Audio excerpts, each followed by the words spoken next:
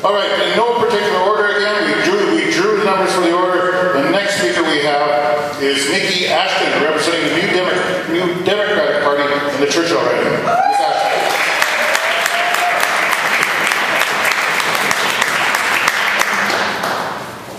Good evening. Thank you very much for the invitation. I'd like to thank Grand Chief Ron Evans.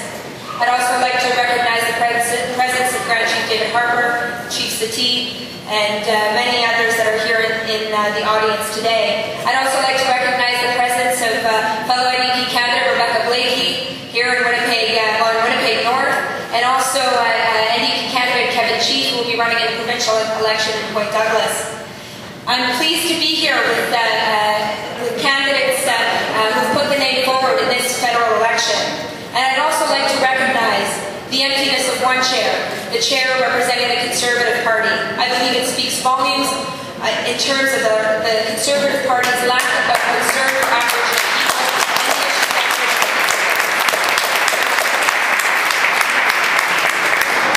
this election is about us coming out and making a choice about what our government's going to look like.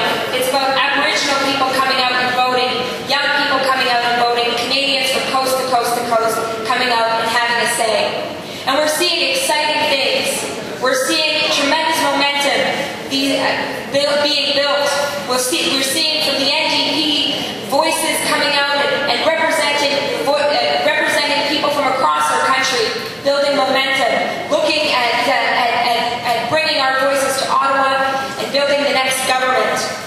And we're looking at issues that aren't just about politics, but recognizing how the issues we're here to discuss today fit in with parties that are out there speaking on platforms, speaking on the issues that matter to Canadians.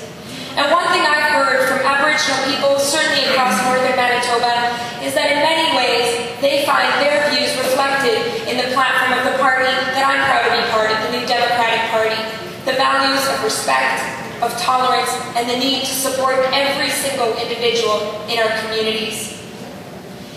I've had the honor for the last 2.5 years of representing the Churchill constituency in Ottawa, the honor of representing 33 First Nations, many Métis communities, and people across the northern Manitoba riding. I'm proud to have been born and raised in Thompson, a city that now has the highest per capita urban population of Aboriginal people. As the MP for Churchill, and certainly as the NDP candidate, it's been critical for me to visit throughout northern Manitoba, visit communities, First Nations, Métis communities across our constituency.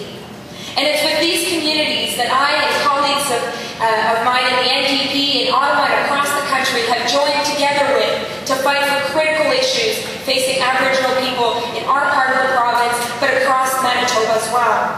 Economic development, the need for partnerships to build into the future, to create jobs, employment, and growth in communities. Partnerships that the federal government will be part of supporting.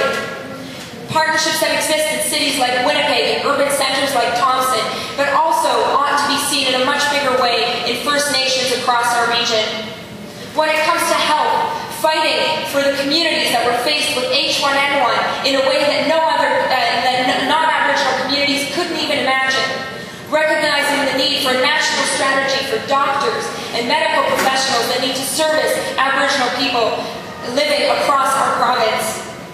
Housing. A need that is beyond the imagination of so many Canadians, but is a true shame in a country as wealthy as Canada to see 3 and 4 families overcrowded in a house in community after community across our region, or the lack of accessible housing here in Winnipeg and in urban centres across our province. Recognizing that we need childcare for our youth that are raising their families. Recognizing that we need funding for education based on respecting treaty rights and recognizing the investment in post-secondary education like University College of the North and institutions across our region. Recognizing the need to live up to a legacy of action to residential school survivors in fighting for the Aboriginal Healing Foundation and programming that needs to be in our communities for survivors. And finally, recognizing the importance of standing up for the infrastructure that First Nations are fighting for, like we're seeing right now with the flood, that the